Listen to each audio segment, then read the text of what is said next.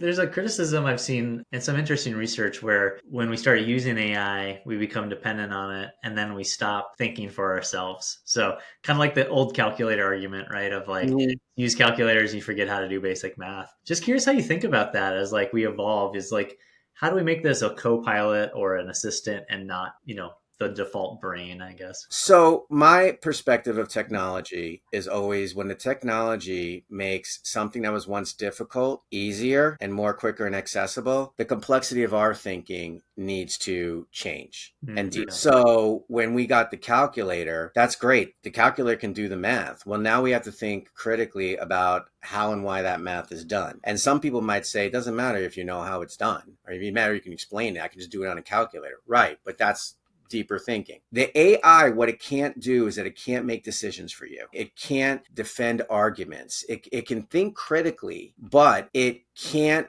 pick a side. Like AI does not have an opinion. I could program it to have an opinion, but it doesn't have an opinion. And that's the thing, is that the more technologically advanced the technology becomes, to where what was once difficult becomes easy, now we need to be more complex in our thinking to say, well, wait a minute, is that accurate? Is that not accurate? We need to question the AI. You still have to think critically and you have to think creatively. There's a great author, Marsha Tate. She says, worksheets don't grow dendrites. And neither will technology. They won't grow dendrites. But we need to still think critically and creatively about how we're using this. This is a tool. And now it's an assistant.